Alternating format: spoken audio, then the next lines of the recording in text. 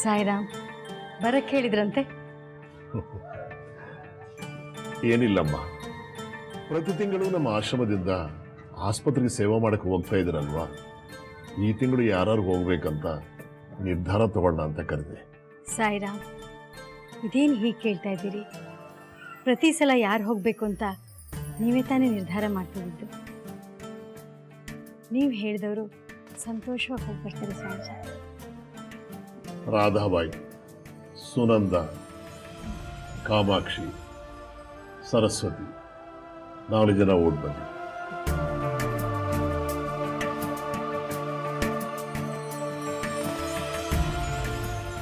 ಅಪ್ಪಾಜಿ, ನಾನೊಂದು ಮಾತು ಕೇಳಿದ್ರೆ ನೀವು ತಪ್ಪು ತಿಳ್ಕೊಳ್ಳಲ್ಲ ತಾನೆ? ಅದೇನೋ ಕೇಳಮ್ಮ. ಯಾಕಪ್ಪಾಜಿ, ನಾನು ಸೇವೆ ಮಾಡಕ್ಕೆ ಹೋಗ್ಬಾರ್ದ?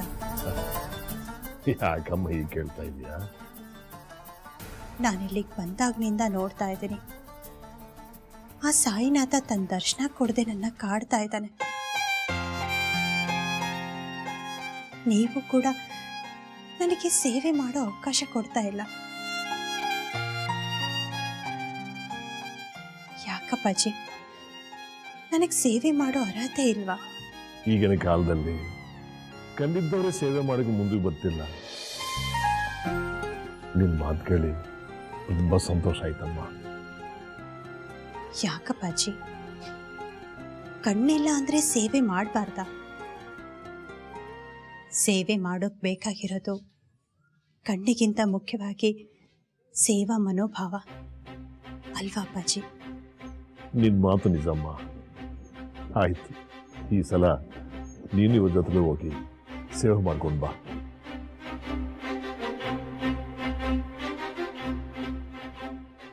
ಇನ್ನು 3 ದಿನದಲ್ಲಿ ನೀನು ಹೊಡಬೇಕಾಗುತ್ತೆ, ತಯಾರಾಗು.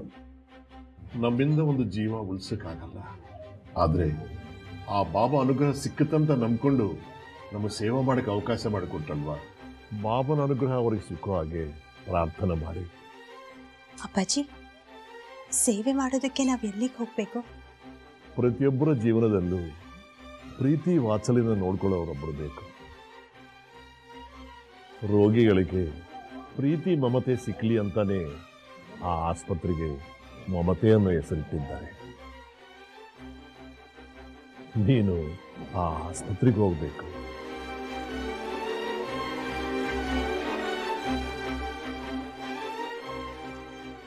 ಹೌದಾ ಅಪ್ಪಾಜಿ? ಮಮತೆ ವಾತ್ಸಲ್ಯ ಸಿಗದೆ ಇರೋರಿಗೆ ಆ ಸಾಯಿನಾಥ್ನಿಂದ ಖಂಡಿತ ಅವ್ರಿಗೆ ಸಿಗತ್ತೆ. ಅಪ್ಪಾಜಿ, ಆ ಆಸ್ಪತ್ರೆ ಯಾವ ಊರಲ್ಲಿದೆ? ಬೆಂಗಳೂರು.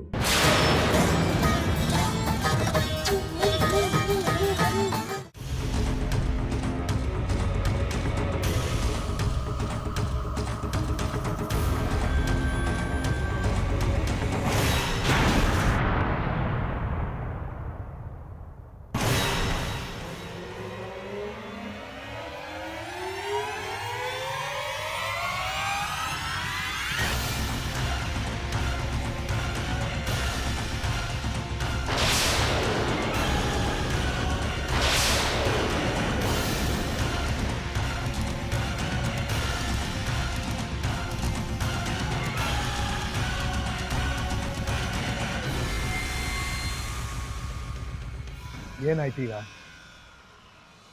ನನ್ಗೆ ಅವ್ರು ಬೇಕು.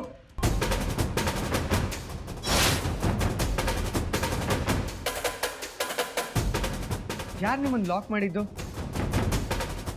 ನಾನು ನಿನ್ನೆ ರಾತ್ರಿಯಿಂದ ಫೋನ್ ಟ್ರೈ ಮಾಡ್ತಾ ಇದ್ದೀನಿ, ಯಾರೂ ರಿಸೀವ್ ಮಾಡಲಿಲ್ಲ, ಅದಕ್ಕೆ ನಾನೇ ಬಂದೆ. ಏನಾಯ್ತು? ಇಷ್ಟಕ್ಕೆಲ್ಲ ಕಾರಣ ಮುದುಕಿ ಮತ್ತೆ ಮಕ್ಕಳು.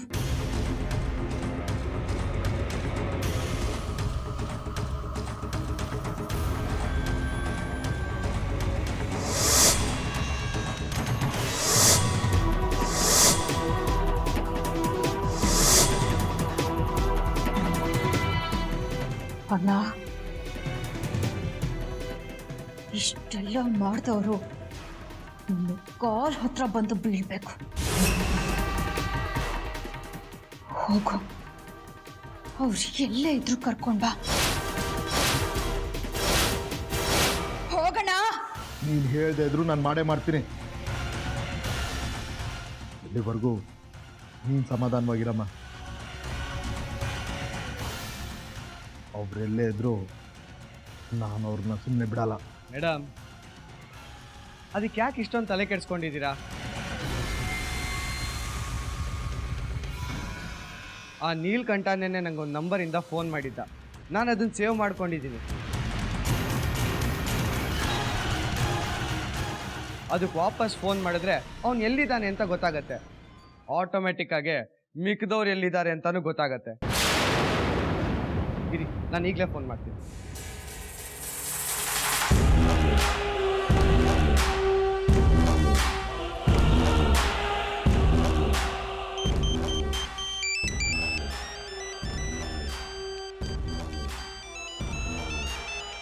ಇವನೇ ಕಾಲ್ ಮಾಡ್ತಾ ಇದ್ದಾನೆ.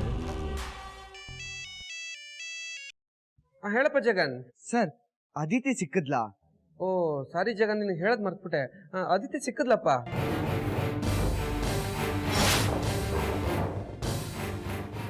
ನೋಡು, ನಾನು ಸ್ವಲ್ಪ ಟ್ರೀಟ್ಮೆಂಟ್ ಟೆನ್ಷನ್ ಇದ್ದೀನಿ. ನಾನು ಆಮೇಲೆ ಕಾಲ್ ಮಾಡಲಾ? ಸರ್, ಅದಿತಿನ ಅಮ್ಮ ಮನೆ ಬಿಟ್ಟು ಕಳ್ಸಿದ್ಮೇಲೆ ಅವಳು ಎಲ್ಲಿ ಹೋದ್ಲು ಏನಾದ್ಲು ಅನ್ನೋದೇ ತುಂಬ ಯೋಚನೆ ಆಗೋಗಿತ್ತು. ಹಗಲು ರಾತ್ರಿ ಅಂತ ನೋಡಿದೆ ಅವಳನ್ನು ತುಂಬ ಹುಡುಕ್ತಾ ಇದ್ದೆ ಸರ್. ಅವಳು ಸಿಕ್ಕಿದಾಳೆ ಅಂತ ಗೊತ್ತಾದ್ಮೇಲೆ ತುಂಬ ಖುಷಿ ಆಯಿತು. ಅವಳನ್ನ ನೇರವಾಗಿ ನೋಡಿ ಮಾತಾಡಬೇಕು ಅನ್ನಿಸ್ತಾ ಇದೆ. ಹಾಸ್ಪಿಟ್ಲ್ ಎಲ್ಲಿದೆ ಅಂತ ಹೇಳಿ ಸರ್, ನಾನೇ ಬರ್ತೀನಿ.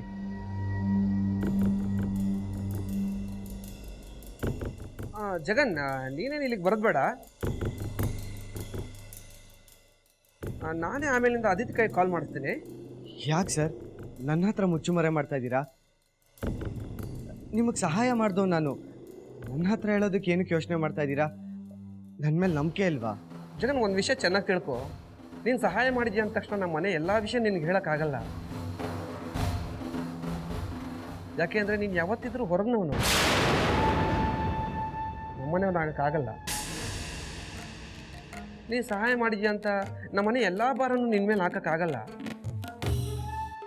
ಜಗನ್, ಇದು ನನ್ನ ಮನೆ. ಇದೆಲ್ಲ ನಾನು ನಿಭಾಯಿಸ್ಬೇಕಾಗಿರೋ ಜವಾಬ್ದಾರಿ.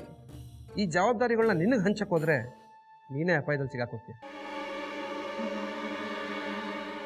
ಅದಕ್ಕೆ ನೀನು ಇಲ್ಲಿಗೆ ಬರೋದು ಬೇಡ ಅಂತ ಹೇಳ್ತಿರೋದು. ಈ ಜಗನ್ ಲೈಫಲ್ಲಿ ಎಂಥ ರಿಸ್ಕ್ ತಗೊಳ್ಳೋದಕ್ಕೂ ರೆಡಿ ಸರ್.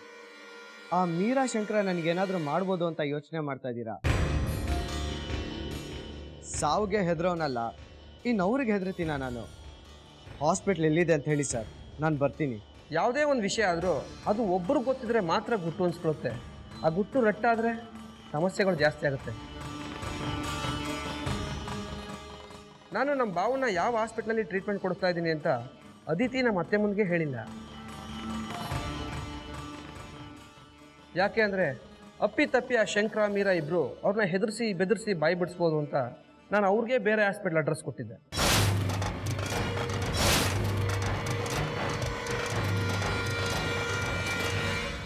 ಜಗನ್, ಈ ವಿಷಯದಲ್ಲಿ ನಾನೇ ನಂಬೋದಿಲ್ಲ. ನಮ್ಮ ಭಾವ ಆದಷ್ಟು ಬೇಗ ಹುಷಾರಾಗಬೇಕು. ನಮ್ಮ ಸಂಸಾರ ಮೊದಲು ಥರ ಆಗಬೇಕು. ಅದೇ ನನ್ನ ಉದ್ದೇಶ ಅಪ್ಪ.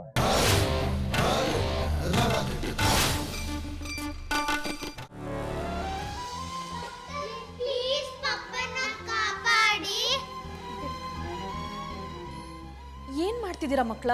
ಡಾಕ್ಟರ್, ನೀವು ಯಾರನ್ನ ಅಮ್ಮ ಅಂತ ಇದ್ದೀರೋ ಅವ್ರು ನಮ್ಮ ಅಮ್ಮ ಅಲ್ಲ.